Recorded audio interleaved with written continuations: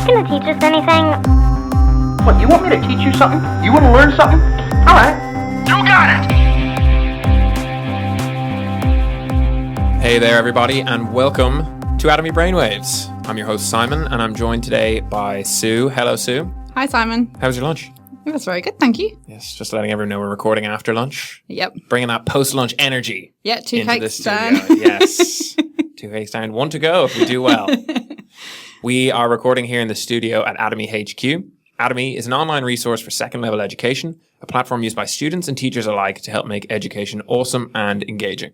We provide content for schools and students in Australia and the UK in the form of short, digestible, syllabus-specific videos and classroom activities. Unsurprisingly, this is a podcast about education for educators. We're going to be taking a look at some key issues in the world of education and doing it with the help of our resident teaching expert, former head of English, digital learning leader for curriculum and pedagogy, and director of curriculum, Sue. Today, we are tackling growth mindset. Sue, what is growth mindset and why is it such a relevant concept for teachers? Well, Simon, around 30 years ago, a lady called Carol Dweck and her colleagues started looking at student attitudes towards failure. And they saw that some students would bounce back after a setback, while some others would seem really devastated by even the smallest fail. And from that, Dweck coined the term growth mindset. And it's basically trying to encapsulate the underlying belief that people have about their learning and their intelligence. The premise is that if your attitude towards your intelligence is malleable and you think that it can grow, therefore you can believe you can do something. For example, you're not a good reader, but you think I can be a better reader. Then when you sort of apply that with some effort, essentially you can improve and achieve, makes you stronger. Yeah. And so the term growth mindset is applied to the notion that you can get better at something. So you might not be great at it yet, but with practice and determination, you can get better at it. It's important for teachers because a student's mindset to like a task or a skill or a text or even a subject is fundamental to how they go.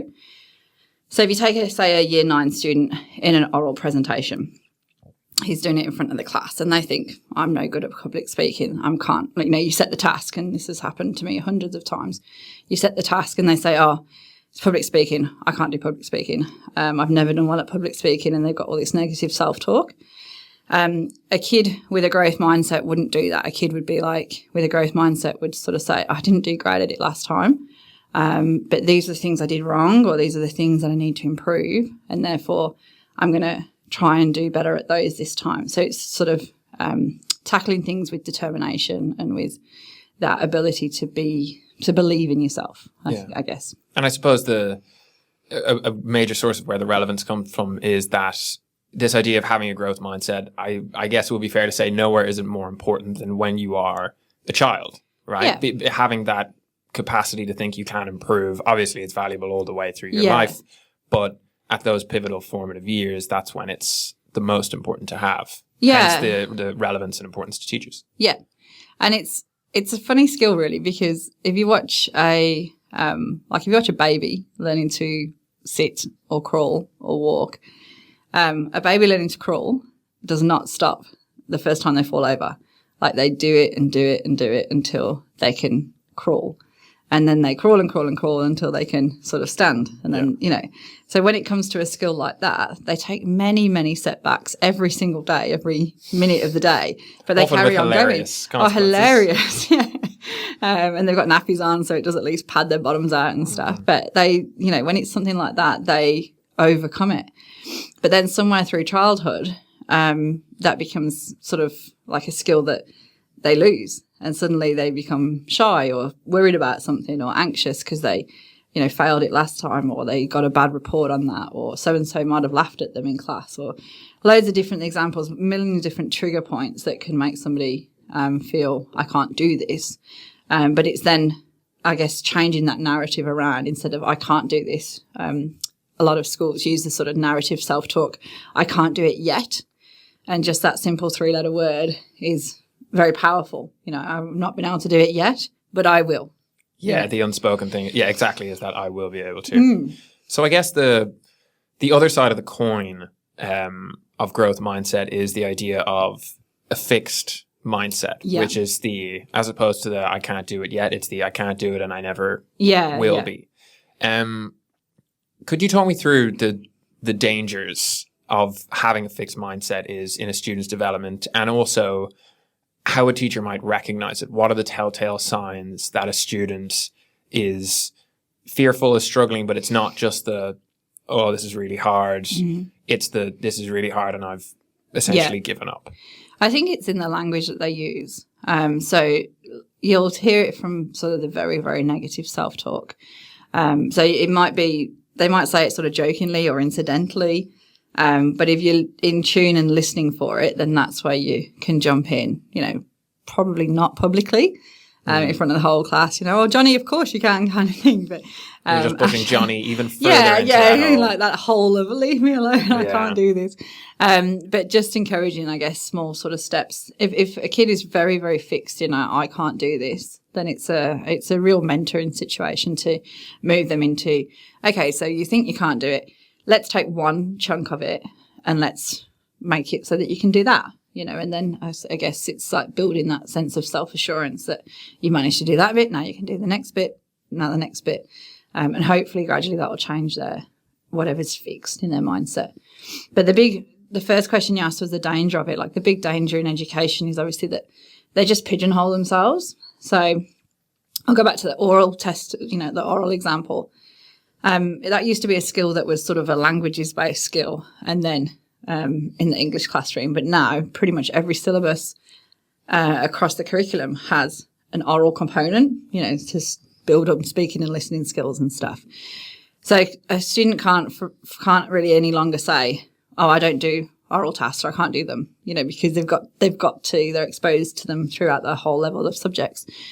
So if you've got a fixed mindset on that, you're actually pigeonholing yourself into I can't succeed in any of these whenever I get an oral task. And that will have really bad repercussions across the whole of your subjects.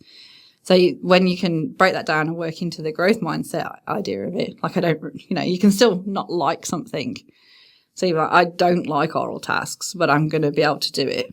Then at least you can open up the avenues for getting marks in those assessments across your subjects. Yeah, absolutely. And I guess let's turn our attention for a moment to kind of the more technique element involved of growth mindset. And one thing that I think really stands out is the kind of critical importance of language and language choices when it comes to teachers cultivating growth mindset. And I think something that is touched on a lot in it is this idea of there's a difference between positive language and positive language that reinforces a growth mindset. Those are actually two, despite what a lot of people might think. Yeah. If you think you're being positive, you might not actually be, you might be doing the exact opposite. I was wondering if you could maybe give us a few examples of where this divergence is. What are some good language choices that a teacher should make cultivating a growth mindset are? Yeah, growth mindset praise concentrates more on effort than on ability. So rather than you sort of praising soft skills, things like taking a risk or collaboration, perseverance, overcoming anxiety, determination, practice, that sort of thing. So it could be praise for redrafting an assignment and the determination to improve after each draft, rather than sort of praise for the end product. So it's praise, I guess, for the journey and not the end point. You see that, I guess you see it a lot external to the classroom, like with parenting. There's loads of parenting blogs, books, Facebook feeds, everything that sort of clouds my thinking every day. Am I being a good parent or not? And one of the things that I read a lot is you shouldn't just sort of say, oh, good boy. Like, what are you actually saying good for, Yeah. So actually being able to sort of articulate, I guess, the language around it, what's the thing that you're praising? And that's really true with a growth mindset. So it's not just, the final mark or the end assessment. It's the journey along the way that you've got to concentrate on. And that's where they can take those soft skills of how they did in that and apply them to the next task, that sort of thing. Yeah. And one thing I guess that just comes up for me now thinking about it is we probably think a lot in terms of growth mindset about students who are struggling, right? Students who, who aren't doing well in a particular subject and have just convinced themselves that they can't do any better and the language choice is there. But in actual fact, would it be fair to say that, cultivating growth mindset actually also applies in terms of the language choices to students on the other end of the spectrum? For instance, what I mean by that is, let's say a student has always done extremely well and you've always said something along the lines of, oh, Lisa, you're so good at this. You are just brilliant at English, maths, whatever it is. And as a result, Lisa comes to believe that it's just an innate ability, so that when she inevitably reaches a point down the line where more hard work is required, having been told by everyone all the way along, you're so good. Yeah. It's this thing of, oh my God, I thought I was good. Maybe I'm not. Maybe I hit my limit. Self-doubt. And so what I'm getting at here is that praising the hard work isn't just good for students on the lower end of the spectrum. It's also very important for students who do find it easier to kind of hammer home that point that the effort is the most important thing. Yeah, absolutely. Like, I think the students I've seen most crushed by failure are those students who are most used to doing well. So when they have not, when they've missed the mark, for example, like they've written a fabulous essay, but it didn't answer the question, so they've not scored well, then they almost don't seem to be able to pick themselves back up, because along the way, like you say, it's been sort of innate, I'm good at this, and suddenly they're like, I'm not good at this, and I guess they haven't ever experienced the journey of trying harder or trying, a bit more determination, that sort of thing. So the ones that I've seen, I guess, crash down the hardest have been those with the most intelligence sometimes. Yeah. Yeah.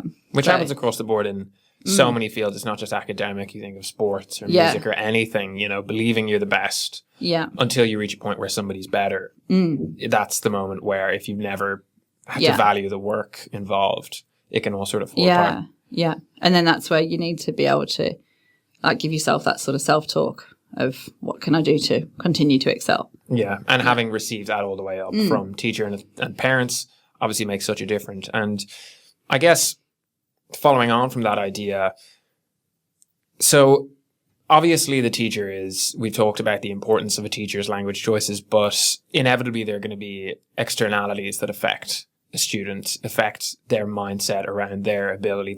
The immediate one that springs to mind is parents, but even beyond that, you've got siblings, sibling rivalry, peers. Yes, I hear you laughing. It's 5 siblings myself, so I know that game.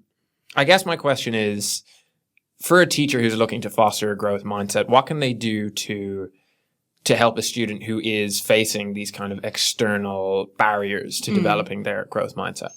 Yeah, I think expectations from parents is a big one, and I've seen that I guess growing more and more, particularly in some of the private schools I've worked at, where the parents just expect their child to achieve, and they expect it sort of almost straight away, and they will just give them time, let them be nurtured, let them grow. But they sort of want instant wins, I guess. But I think when there are a range of external influences on a child, rather than letting them buckle underneath them, which is the way a lot of students go, I think you got to have a look at some of the huge difference in anxiety rates in students nowadays to previously. Rather than let them buckle, I think it's about sort of getting alongside them and mentoring them and just being, just stepping them through. So like I said a bit earlier, small steps, small wins, breaking down what would seem like an insurmountable task to something that's just smaller, that they can do a little bit, and then you praise the journey of that along the way. And gradually that might build up to be a fantastic piece, or it might not do, but either way they've not shied away from it, they've tackled it, and that's the sort of journey that you need them to go on. That's the skill that you need them to have, not the end point, but the determination to succeed along the way. And I suppose so long as they are getting that source in a classroom context, it can make a huge difference. I mean, you hear people talking about that one teacher who helped them through. And I suppose in this regard, it can very much be the case if they are coming from a home environment where, a fixed mindset is really being reinforced. Yeah. And I feel for students like that, because It's great for parents to have expectations, but not to the point where students sort of lose their joy of learning or their joy of being a child. Like, they're still children, you know. And it should be said that very often it's not the case that parents are doing this intentionally. You know, it can come from a very good place, but it's really just, I suppose, a lack of awareness can lead to it. Yeah. So, you know, even could it possibly be the case that a teacher in that scenario should go out of their way to get in touch with parents, would you say? Yeah, I guess definitely, yeah. And like the language that parents use can be very important. And it can just be throwaway lines like, you know, oh, you've got a maths, you know, you're in year 7, you got a maths assessment and your dad says, oh, hope you do all right. You did terrible last time. You know, like something that is, it's not designed to hurt. Or even one that springs to mind is like, oh, Tommy is the mathsy one. Yeah. And then, you know, whoever Tommy's little brother or sister is hearing that and what they hear is, I'm not. Yes, exactly. So it doesn't need to be malicious or in any way aimed at hurting. It just could be a throwaway line, but that can actually give a narrative to a child of I am this or I'm not that, or, you know, similarly, so you might get, oh, your sister's the sporty one. Yeah. You know, you're the academic one. And you might not want to be that one, you know. I want to be sporty. Yeah. Every young boy's dream to be the sporty one. Was not my reality, unfortunately. But I guess it's about the narrative we build for our children, both at school and external to school, you know, in the home. And the more that the school narrative and the parental narrative match, I think the better that the child will be, because there's two things align. Yeah, you know? And there isn't that conflict there. Yeah, yeah. Okay, well, I guess we've talked a lot about the influence of a teacher on an individual level, but of course, classrooms aren't individual. They're not one-to-one. There's a whole group there that a teacher needs to look after. So I guess what I want to ask you next is, what can a teacher do to foster a growth mindset within a group context? What are things they can do to make it an across the board for 20, 30 students as opposed to just the one-on-one? Yeah. Well, yeah, your classroom dynamics are hugely important, and they vary class per class. Like, I wouldn't like to be a high school student again. I think most of us are happy that we've done our time. Yes, for sure. Yeah. And a kid going through high school, you know what, you've got 6 periods a day, maybe 5 or 6 periods a day, with different teachers, different kids usually in your different classes. So you've got a lot to navigate each time the bell goes and you move into a next classroom. For me, I think fostering sort of like an inclusive, warm, able to try and fail sort of growth mindset-y kind of attitude in my class has got better with experience. I've taught English for 17 years now, maybe 18, can't remember. And I think when you really build the trust between a teacher and a student, as well as trust between the students and the students, then that's when you can let your class fly. And that depends, you know, there's different factors in play there, like ability, behaviour. You might have a class that's great except for that one kid, and it might be very different the day that kid's away, you know, that sort of thing. So there's lots of different dynamics that go into the lifeblood of a class. But I'll give you an example on what I mean here. When I first started teaching, if we were reading a text aloud in a class and a student didn't want to read, I'd just let them say, no, pass over them, like phone a friend. I don't need to do it. Mm. But what it ended up was that you'd always get the same kids reading. And the other, so you might get 3 or 4, and the future actors. Yeah. Or the ones who just love to read, I'll do you know, or they were in the spelling bee competitions or whatever. Yes. And the others would just hear the same voices again and again, and they would not participate. And after a few years of this, and I guess getting more confident in me as the orchestrator of the learning in my room, like I changed, I guess, to very much owning my room. You're in my space. These are my rules. This is how we're doing it. And so what I then changed to is that everybody would read aloud. There was no excuses. And I set this up at the start of the year. As a class, we would always respect each other's efforts. Everyone would read aloud, and they would trust me and I say this out loud to them, they would trust me to manage their reading for them. So if they were stumbling, I wouldn't make them read a whole page, but they couldn't say no. So if I knew that it was a student who really didn't like to read, I might give them 2 sentences, and then I'd ask somebody else to carry on. And then next time I might give them 3 sentences, that sort of thing, and gradually build it up. But because they couldn't say no, they just had to do it, and everyone had to do it. So it was, you're not going to laugh or snigger at somebody else because soon it's going to be your turn. Yeah. And so it's kind of just that expectation. And so collectively as a class, all of our skills grew, and to the point where they would take roles. We were reading a novel, they would take a role in a novel like you would do in a play, and it would bring it to life a lot more than just sort of like a couple of voices droning on. But that got to a point where they would just trust me to have their interests at heart. And then when I would say at parents' evenings, because a common thing at parents' evenings is always to say, oh, so-and-so doesn't participate much in class. And the parents would always say, well, how can we get them participating more? Well, this was always the way, well, she has to read aloud in this class. Oh, really? You make her read aloud? Yeah. It just became the norm. And so I think that's that sort of thing you need to cultivate in a class. But if you've got that going on within a class, they will trust they'll trust the teacher, they'll trust each other, and then it's a safe space to experiment, I guess. If you've got growth mindset language, like when I first started teaching, we didn't have that sort of language around the classroom. But often now when schools are doing a whole push on a growth mindset, they've got the language around the classroom, particularly in primary school classrooms. Like I saw some great ones at my last school where the teacher was literally had phrases, had the kid's face on a little sort of stick man, and it would say something that they were working on, like, I can't read this sort of syllable words yet. And so it was like their targets, but it was also, key use of yet. And it was really well done. And they would change them so that, I've managed to do that now. I'm going to set something else I can't do it yet. And they would switch it around, sort of thing. So you've got a whole school-wide growth mindset language. Then you can incorporate that into your classroom. And it's kind of like inherent language that goes through the school. And if the parents are using that too, even better. Yeah. And just going back to your example, what I really like about that is that idea of what you were talking about, all the students have to read. So that's really, in my mind, the ideal group growth, because, there's nothing more destructive to a student's confidence than fellow students' laughter. Yeah. You hear somebody start laughing at what you're doing and you're like, oh God. But as you say, if everybody's doing it, you know what I mean? I almost feel like even if there was some laughter, because everybody's doing it, everybody would get laughed at, and it would balance out, and it becomes so much less of a venomous influence. And also nobody knows that so-and-so doesn't want to do it. You know what I mean? Because no one's had the opportunity to go, no, miss, and sort of wanting the world to open up, and you go, no, you have to.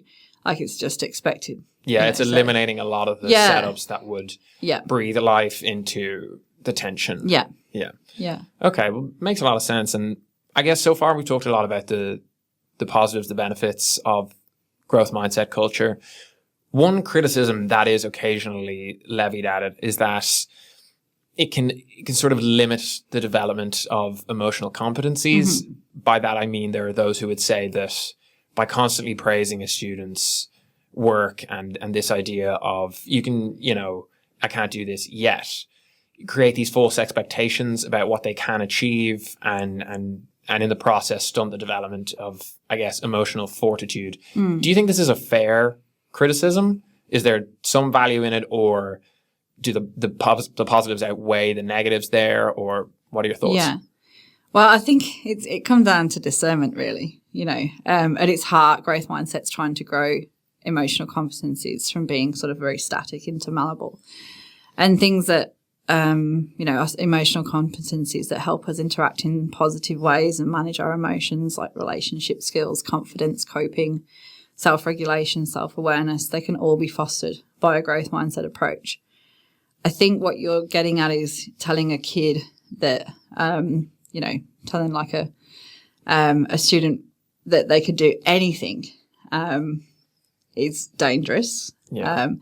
So I'll use an example of a primary school child that I know was taught back in my hometown, who thought he could fly and so jumped off a wall at a school and broke his leg.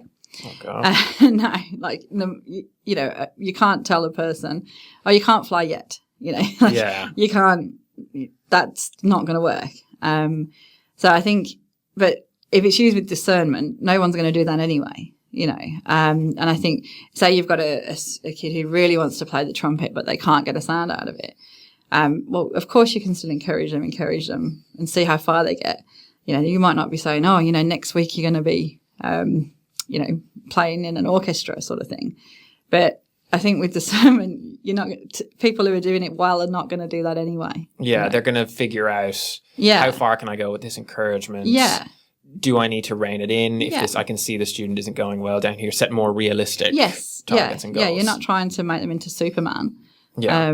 It's just even if it is a skill that they never ever master, you're praising the journey, not the mastering of the journey. Yeah. You know what I mean? Yeah, so, I guess that's the key difference. Yeah. Yeah. So, they might spend their entire life deciding they are going to learn the blooming trumpet no matter what they do. And you keep praising that. But, I think so long as you do it carefully, then that criticism can be eliminated. And what also needs to be taken into account is that, children aren't idiots. Yeah. You know what I mean? They're going to know. You heard it here first. Yeah. Do you know what I mean? Like students are going to know themselves. They're going to have a sense of what they can and can't do, even if it's not fully developed. And you do reach a point where, if you want to be, you really want to be the best footballer in the school, but you keep playing and it's very obvious that, football isn't for you. Constantly praising that kid's effort isn't going to mean they're going to think forever they're going to make it all the way to professional leagues. They're going to know themselves and they're going to gravitate more towards the areas where they themselves know they can improve. Yeah. So I guess would be a counterpoint. Yeah. Would you agree to that criticism? I think for sure, kids aren't idiots. They know when praise is fake as well. And so, I don't think you want to be dripping with it all the time. It's about when you give it, how you give it, and it's not like necessarily, that's brilliant, that's brilliant, that's brilliant. That's what, in many ways, the praise is trying to avoid, just kind of surface shallowness. Yeah. And actually praising a soft skill that they can use and transfer. Yeah, for sure. So I guess for our last point, if we're zooming it out of the kind of intricacies of growth mindset and into the kind of the wider discourse about it, something you touched on yourself earlier is that it's a more popular practice now and a lot of schools are bringing it in. But for all of the positivity around that, there are those, for instance, international educator James Anderson, who is himself a firm advocate for growth mindset, but he has predicted that this kind of wave of popularity around it is temporary and that the short-term heavy view of schools and educational institutions means that in a couple of years, schools are simply going to stop buying into this. They're going to scrap growth mindset projects. What do you think can be done in terms of, first of all, I guess, selling growth mindsets, those who are selling it, and in terms of schools buying into it to prevent all of the good work that has been done so far going to the wayside in a few years' time? Yeah. Well, there's lots of things that come and go in education. Very true. Yeah, lots. I know Dweck and her colleague David Yeager have come under fire lately from researchers, the same thing, sort of claiming that there's little value added to academic performance through fostering a growth mindset. But they've sort of indicated that, there's lots of studies on that, but they're sort of saying results are, verdicts out on it, I guess, at the moment, and Dweck and Yeager are sort of defending it. But whether or not it's being criticised or being accepted, I think everyone is sort of agreeing that there is some benefit. There's just disagreement over how much benefit. And I think particularly to students from sort of low socioeconomic backgrounds or vulnerable populations, I think there's huge benefit. In terms of an educational movement and the way the school stops it from being a fad, that's really down to how schools stop anything from being fads. And that's if a school believes in it so much, growth mindset, problem-based learning, whatever it is that inquiry learning, whatever it is that they sort of hang their hat on, it's about embedding it into their practice. And so one of the ways to do that really effectively is to create a teaching and learning framework that is particular to your school, that might include some of the language of growth mindset. Again, you don't have to adopt everything, but some schools will see more that resonates with them than others. And so when you sort of begin to own it as a school, you then bunker it down, put it into your professional development program, educate parents around it so that they're using the same language that you're doing. And then you do it consistently for years, not sort of changing with the wind because something else has come out, that sort of thing. And then it becomes really integral in the classroom, the curriculum and the assessment process. Along with that, though, as things do change in education, you can't be stagnant, so keep revisiting it, keep sort of saying, are we still behind this? And change parts of it if you think that there's, relevant enough research for why you want to change it. But I think most of the fads in education come and go because people aren't prepared to, or, the senior exec or the executive school are not necessarily prepared to really hang their hat on one thing. Yeah. And that results in teachers not knowing, like this year we were doing that, next year we're doing this. What are we doing? And so it results in teachers, I guess, not buying in because there's almost too much to buy into.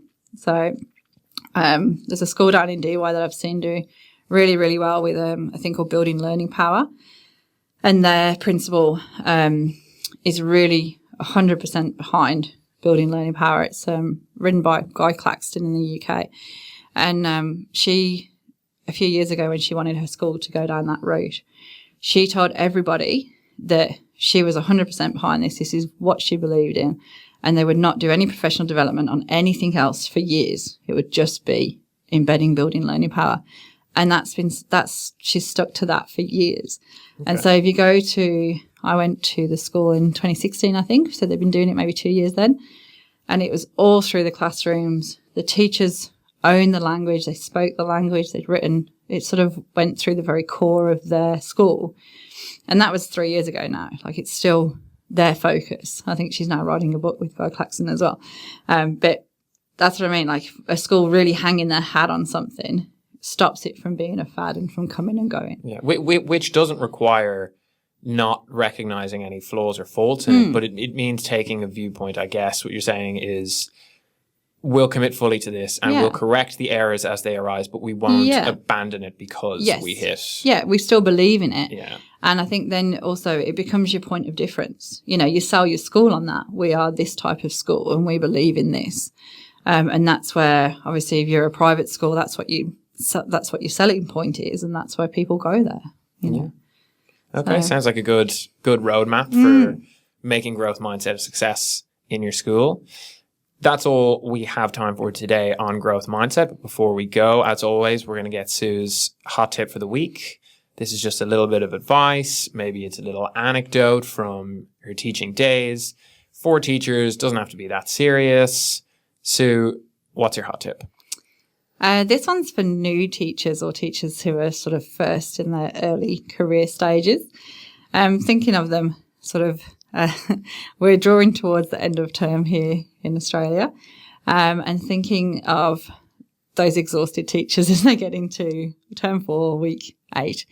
For some of those who are in their first years or, even first year, it can be a very, very tiring, overwhelming place, just managing classrooms, the whole workload, that sort of thing. As the holidays approach, I guess I would just want to encourage these teachers to take a step back and think, what defines your classroom?